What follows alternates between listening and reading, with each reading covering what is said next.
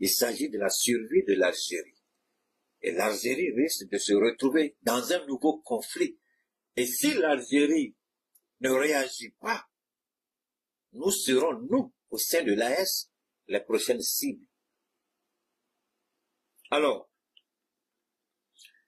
Alassane Ouattara a épousé une femme dont il ne sait absolument rien. Il a vu la belle silhouette, complexée peut-être par le français, la jeunesse à l'époque. Et elle qui était ambitieuse comme toute bonne juive, elle a mis le grappin sur le petit, qui n'est ni burkinabé ni ivoirien, c'est un apatride, parce qu'il nous a tous trahis. Nous, au Burkina, il nous a trahis. En Côte d'Ivoire, il nous a trahis. Donc, ce n'est même pas, il n'est ni l'un ni l'autre. Lui, celui-ci.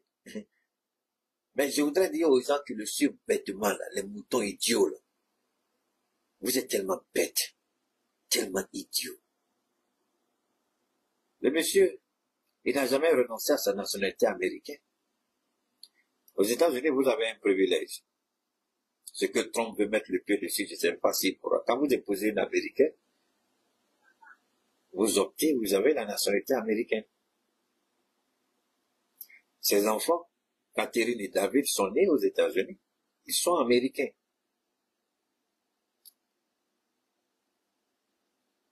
Mais alors, pourquoi le bon sens, la moralité, n'a pas été ici mis en avant pour que le monsieur comprenne, attention, on prend une décision contre Tidiane. Tiens, moi-même, je suis frappé par la même décision. On nous a montré les multitudes des images, hein, les accidents. Il y a un petit jeune adulte là, que vous connaissez, je ne sais pas trop son nom là. Il est gros nord comme ça, là, il parle beaucoup, je ne sais pas trop. Il a fait des interprétations mystiques sur tout ce qui s'est passé, le chiffre 4, le chiffre 4, le chiffre 7, chacun parle. La vérité, Dieu seul la connaît, j'espère seulement que ce qu'ils disent, ouf, Dieu vous dit toujours, je ne vous dis pas de croire à quelqu'un, de ne pas croire à quelqu'un, c'est ce que Dieu vous dit, mais si la personne a été inspirée par moi, alors vous la verrez. Et si vraiment ils ont été inspirés par Dieu, ce qu'ils ont dit, vous allez voir. Donc, il ne s'agit pas de rejeter ce qu'ils disent, mais de prendre avec vraiment une dose d'intelligence, et puis de mettre les choses dans leur comportement, et puis ça vous donne une idée. C'est quelqu'un que je ne suis pas, je tombe de façon occasionnelle sur ces interventions, et j'ai vu qu'il avait dit quelque chose de fondamentalement intéressant, donc j'ai pris le temps d'écouter jusqu'au bout.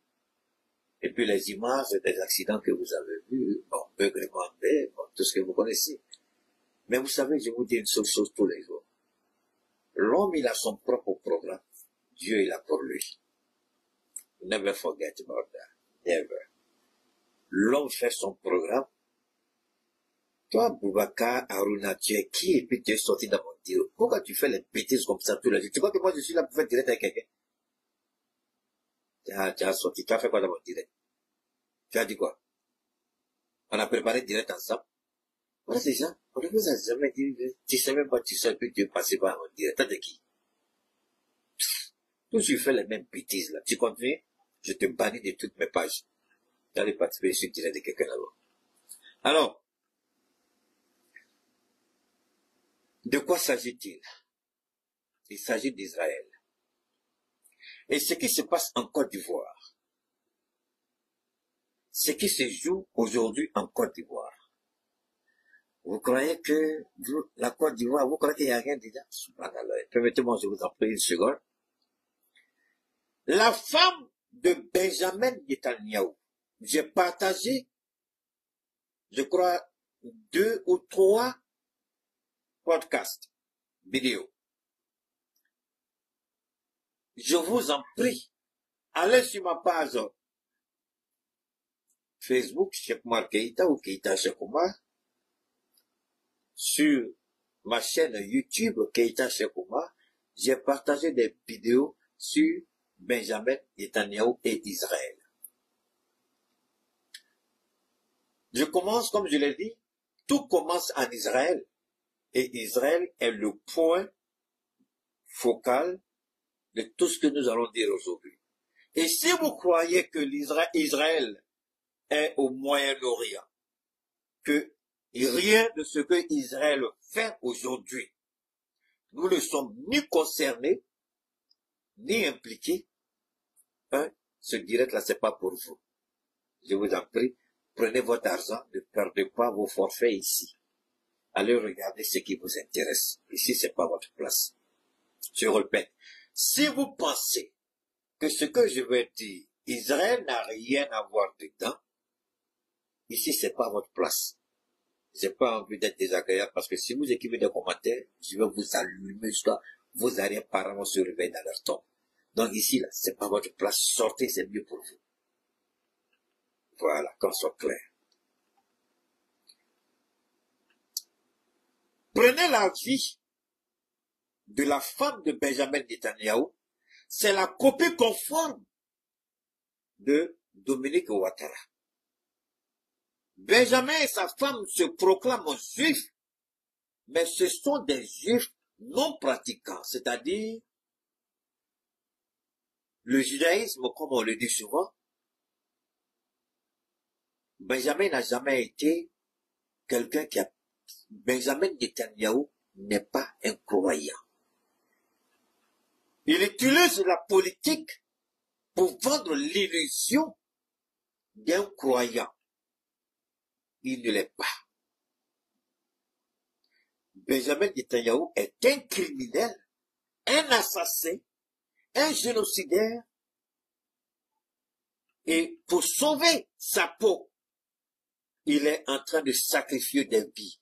J'ai une vidéo que j'ai partagée encore, où il dit ouvertement, chez lui à la maison, il semble qu'il a été filmé, il n'a pas fait attention.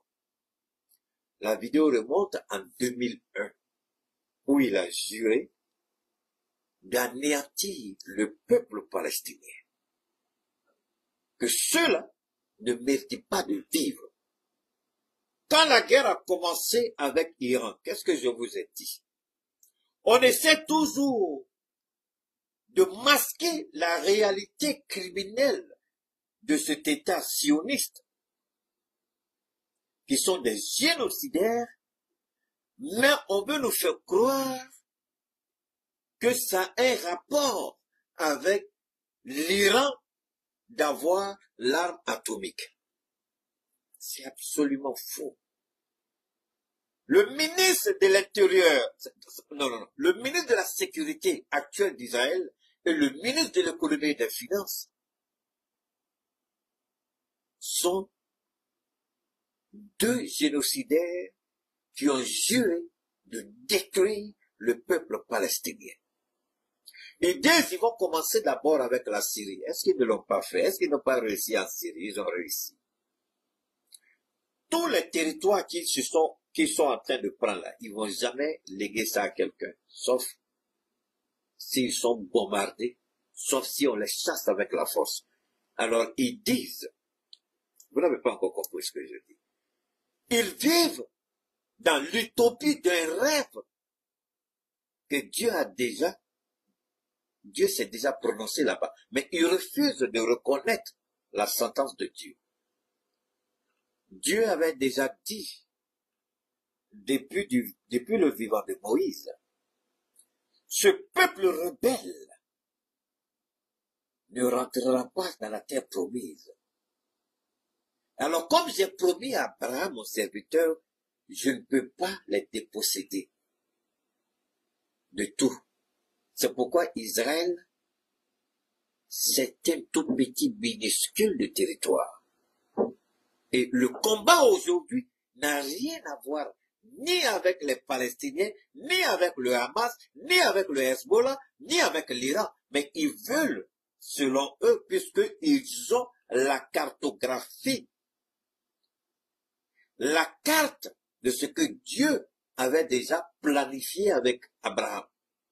Ils ont cette carte-là, je vous ai dit, il y a beaucoup de choses qu'ils ont retirées et de la Torah et de la Bible. Mais beaucoup de gens peuvent retrouver. Et cette carte est beaucoup plus vaste que ce que vous voyez aujourd'hui. Waouh, $20, ça c'est beaucoup. Hein? Merci beaucoup, Monsieur Dou. l'argent continue de venir encore. Wow, j'ai gagné beaucoup aujourd'hui, on dirait. Hein? Beaucoup. Merci infiniment, les gars, du côté de YouTube. Merci pour les dons que vous faites. Donc, la cartographie actuelle d'Israël n'est pas celle que Dieu a montrée à Abraham, puisque Abraham est le premier à qui Dieu a déjà fait la promesse. Et comme Dieu ne peut pas contester sa propre parole, Marc dit, j'ai déjà promis, mais vous allez rentrer, mais ce n'est plus ce que j'ai promis à Abraham. C'est pourquoi il a permis à Moïse, regarde tout ça, mais ce ne sera plus ça, ce sera ça.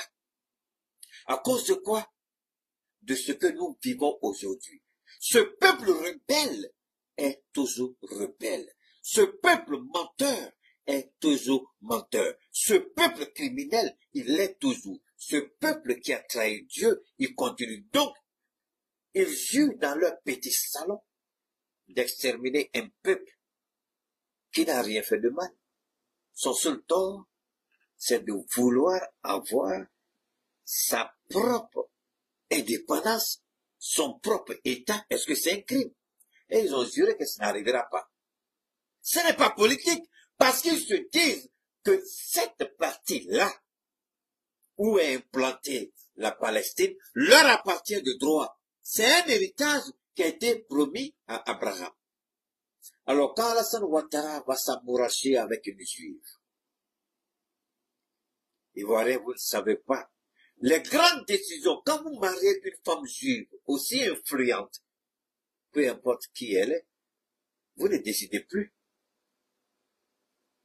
J'ai toujours dit, Dominique Ouattara, on veut nous faire croire qu'elle n'intervient pas, c'est faux. Hein? Dominique Ouattara est infiltré au sommet de l'État juif. La femme de Benjamin Netanyahu, ce qu'aucune presse, même Chris Yapi, qui se vante, il ne peut pas contester parce qu'il n'a ni la compétence, ni la connaissance, ni les ressources. Aucun. J'ai dit, je vais vous dire des choses que personne ne vous a déjà dit. Fontakbe, elle est connectée directement au Mossad. Hein. Directement connectée à l'épouse de Benjamin Netanyahu. 2. Et l'épouse de Benjamin Netanyahu, qui elle est? C'est une femme corrompue, qui boit excessivement, qui influence toutes les décisions de son mari. En réalité, son mari est premier ministre, mais c'est elle qui prend toutes les décisions. Et aucun ministre n'est nommé si elle n'a pas son approbation. Ça, c'est la femme de Benjamin Netanyahu. Et elle est corrompue jusqu'à la moelle. L'argent de la Côte d'Ivoire sert à amadouer les caprices de la femme de Benjamin Netanyahu, ce qui permet à la Côte d'Ivoire d'avoir les espions du Mossad aux côtés du président Alassane Ouattara pour espionner tous ses rivaux politiques. Et nous sommes arrivés à un niveau aujourd'hui en Côte d'Ivoire où Ouattara sait qu'il ne peut plus y aller, mais il doit faire le jeu de Benjamin. Le jeu, c'est quoi? Le Mossad est en action. Ils sont en train de préparer des choses en Côte d'Ivoire et c'est pas joli à voir. J'ai entendu quelqu'un qui a dit, Ouattara va partir par la France. Cela ne veut pas dire, attention, ce que je dis ici ne veut pas dire que Ouattara ne quittera pas le pouvoir. Mais je vous dis ce qui est en jeu. Je vous montre l'image de ce qui, actuellement, est là-bas, que beaucoup ne voient pas. Vous n'avez aucune idée de ce qui se passe en ce moment, au sommet de l'État en Côte d'Ivoire. Quand Ouattara maintient le suspense, vous croyez que c'est quoi? Vous croyez que c'est qui? Vous croyez à ces idiots d'Adjoumani, Touré Mamadou, ce PD, et puis ce voleur de, quoi, c'est Bakongo? C'est ça que vous croyez? Ça, ce sont les petits pions que Ouattara joue sur son truc de séquille, là. C'est pas eux. Ouattara a quelque chose de plus important. Il y a quoi? Non, faut laisser là-bas, chanter travail. Il y a, eux là, ce sont des plaisantins. Vous envoyez des glaces, vous les commandez à tu donnes. Elle a mis ça dans le frigo. Donc, les Bakongo là, c'est des minables. Bakongo, c'est un minable. Il n'est même pas considéré. Ces idiots qui crient là, ce sont des casseroles vides. Et merci à mon frère Diaoufou qui a commencé à faire conseil des casseroles à Yopougon, puisque les députés là-bas. Les CC là, ce sont des idiots. Je vous le dis. Touré Mamadou, Adjoumani, ils n'ont aucun pouvoir de décision aujourd'hui. Ils ne sont rien. S'il y a quelqu'un qui peut intervenir dans la discussion entre Alassane Ouattara, la femme de Benjamin Netanyahu, Fatagbe, c'est la nièce de Ouattara qui est secrétaire général de la présidence. Et Tene Brahima, parce que Israël est en train d'aider Ouattara à installer quelqu'un. Et ce n'est pas gratuit. Quand on vous envoie une équipe du Mossad à vos côtés, pourquoi Ouattara ne travaille pas avec la DGSE à un certain niveau?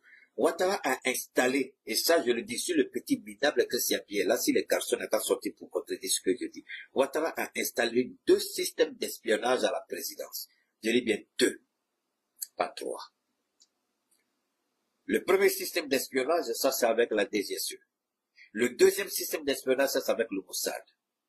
Et c'est ce qui permet de faire le point. Et c'est ce qui lui donne à respirer. Parce que Ouattara se dit qu'il ne fait pas entièrement confiance à la DGSE. Et la DGSE, qu'est-ce que je dis là? Ils savent qu'ils traitent ici, ils vont se poser la question, comment il est au courant de tout ça? Vous êtes encore petit quand je vous dis. Vous n'avez aucune idée. La DST, Ouattara s'en fout. La DST, c'est le dernier souci de Ouattara. Mais les véritables espions de Ouattara, c'est pas la DST. C'est le Mossad et puis la DGSE. Et sa femme, personnellement, supervise avec les gens du Mossad. Personne ne rentre en contact avec eux, à l'exception de sa nièce, même pas l'idiot de Tene Brahima. Il est en train de voir comment il peut tout arranger et mettre l'idiot là comme Moufoué l'a fait avec Bédier. Alors, PDCRDA, réveillez-vous. Réveillez-vous. Parler, c'est bien. Pour des opposants politiques, dans un pays où l'état de droit est respecté. Ce que vous faites, c'est bien. Mais dans un pays où l'état de droit n'est pas respecté, alors, Benjamin Netanyahu. Vous voulez que je vous parle de lui? C'est pas subhanallah. Ce monsieur-là est dangereux plus que Hitler. Dans son pays, ça m'a permis de... Permettez-moi d'enlever mon chapeau, je vous en prie. C'est qui... Voilà, je me sens un peu beaucoup mieux comme ça. Alors, Benjamin Netanyahu, ce que Ouattara est en train de faire aujourd'hui en Côte d'Ivoire, avec la justice, c'est exactement ce que Benjamin Netanyahu est en train de faire en Israël. Et tout ce que, quand vous prenez, vous regardez toutes les décisions, et puis vous allez en Israël, mais je suis tombé sur une enquête de la police israélienne, moi, et ça c'est, ok, je vais vous faire voir ça, je vais vous faire, je vais traduire en français pour vous, c'est en anglais. Lui parle en juif, c'est transcrit en anglais, mais je vais le traduire en français. Donc il y a 3 langues que vous allez entendre ici. D'accord? Est-ce qu'ils n'ont pas, il semble qu'ils ont, parce que tout ce qui concerne Benjamin Netanyahu, les gens veulent le retirer. Ils ont retiré plein de trucs le concernant. Alors là, c'est, ils ont retiré plein de choses. Je vais voir si on fait encore. Je vais voir. Ok, ça vient maintenant. Ils ont retiré plein de choses concernant Benjamin Netanyahu. Plein. Sur les réseaux. Alors, voilà. Ça, c'est lui qui est là. J'espère que, j'attends que le son vienne. Voilà.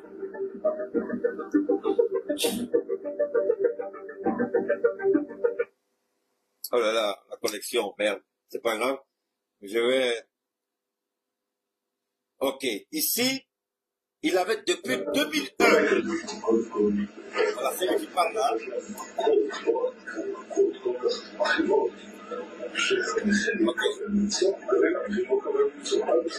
Okay. Il dit, Israël, je vais pas, ça fait 2 minutes 40, il a été filmé, vous avez vu, la personne a mis certainement la caméra un peu, l'image, c'est Benjamin qui est là avec sa famille dans son salon, ils sont en train de parler. Il dit, lui, il s'en fout, il s'en fout des États-Unis. Les Américains n'ont pas le choix que d'adouber toutes les décisions qu'il va prendre. Et puis il dit, est-ce que vous n'avez pas vu ce que je suis allé dire aux Nations Unies? Est-ce que vous n'avez pas vu les décisions que j'ai prises? Je m'en fous de ce que la loi internationale dit. Je m'en fous de ce que le droit international dit. Le peuple palestinien, on va les exterminer et les chasser de là parce que c'est notre héritage. Cette terre, Dieu l'a promise à Abraham. Et nous sommes les descendants d'Abraham. Mais Israël, en réalité, le nom Israël a un sens. Je ne vais pas encore faire la théologie ici. Le nom Israël a un sens. C'est à cause d'Abraham. Mais pourquoi Dieu a fait cette promesse? C'est à cause de la soumission, la fidélité, la loyauté et la foi d'Abraham. C'est pourquoi il est dit de façon claire et nette, il est le père de la foi. Le judaïsme, il est le père aussi, il est le père des trois religions monothéistes. Le judaïsme, le christianisme et l'islam.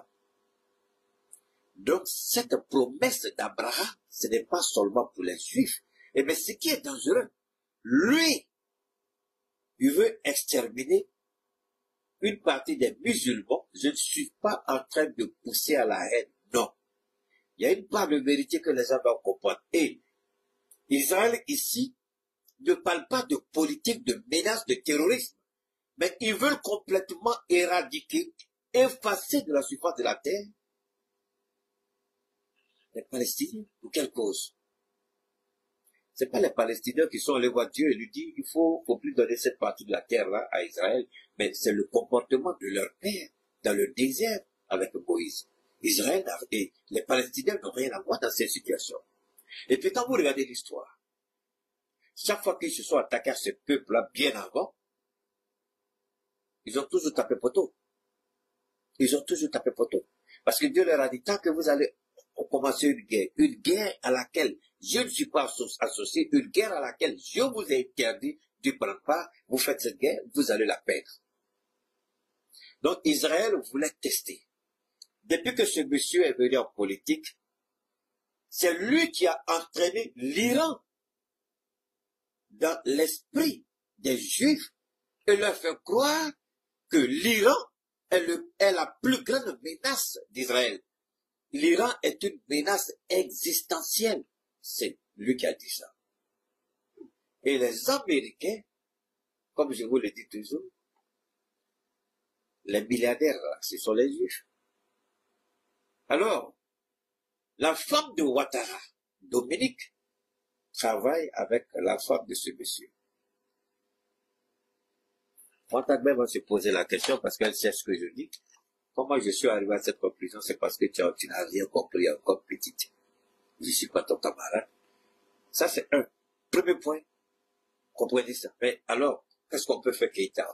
C'est qu'on en fait, ne vous en faites pas. Je vais en parler tout le long de mon direct. Parce que le combat est arrivé à un point. C'est vrai, les Ivoiriens vont se lever, les Ivoiriens vont parler. Mais le combat est arrivé à un point où Dieu lui-même, il a commencé à s'intégrer dedans. Donc, ce qui veut dire, ça c'est juste une ouverture pour ceux qui se posent des questions dans ces cas-là. Le combat est arrivé à un point où c'est Dieu lui-même désormais qui décide de prendre les choses en main. Ça, ne l'oubliez pas. Comment? Je vais vous le démontrer tout de suite. Donc, premier point, la connexion entre la femme de Ouattara et la femme de Benjamin Netanyahu. Pour permettre à Alassane Ouattara de bénéficier de l'expertise du Mossad en contre-espionnage, pour anticiper toutes les menaces, pour anticiper la chute de son régime. Donc le Mossad a infiltré même les camps militaires, les garnisons, les camps militaires, pour être certain qu'aucun militaire, si on est au courant de quelque chose, à un moment, l'actrice a pu vous en parler de ça, mais ce qu'il a oublié de vous dire, c'est à quel point le Mossad est impliqué. Ce n'est pas seulement au niveau de l'armée en Côte d'Ivoire. Le Mossad a une influence en Côte d'Ivoire dont vous n'avez aucune idée. Aucune idée. Je le répète, vous n'avez aucune idée de l'infiltration du Mossad à un certain niveau en Côte d'Ivoire. On va aller bolo. Je ne pourrais pas tout vous dire aujourd'hui parce que ce sera beaucoup à encaisser. On va quitter, on va laisser la femme de Benjamin, Dominique et le Mossad. On revient à un autre niveau, une fois de plus, avec Israël. Je vous ai dit que tout va tourner autour d'Israël. Voilà ce que Israël a commencé à faire dans le Sahel. C'est pourquoi moi, personnellement, permettez-moi, personnellement, je suis offensé, je suis énervé et je suis blessé. Il y a des journalistes à qui, dans nos pays là, on doit retirer leur carte de journaliste. Ils ne méritent pas d'être journalistes. Pour la simple raison, nos journalistes là, ils se plaisent à aller parler leur gros dula là sur le plateau de télé, endormir la conscience des gens, mais ne pas parler des véritables sujets, les enjeux, ils n'en parlent pas. Moi, je ne suis pas journaliste. Mais je sais que quand on parle de nucléaire, il y aura beaucoup d'interprétations. J'aurais souhaité voir nos soi-disant télévisions nationales aborder ce sujet. Mais ils ont peur de parler du nucléaire pour ne pas être visés par la communauté internationale, enfin cette communauté. Donc, n'espérez pas de nos petits journalistes avec des petites cartes qui vous ventilent l'argument là. Comme quoi ce sont des journalistes. Ils ne sont que des lâches. Ils ne sont pas journalistes. C'est des lâches et c'est des peureux. On peut parler du nucléaire sans parler. Et d'ailleurs, pourquoi n'avons-nous pas le droit d'avoir une bombe nucléaire? Moi, je voudrais savoir.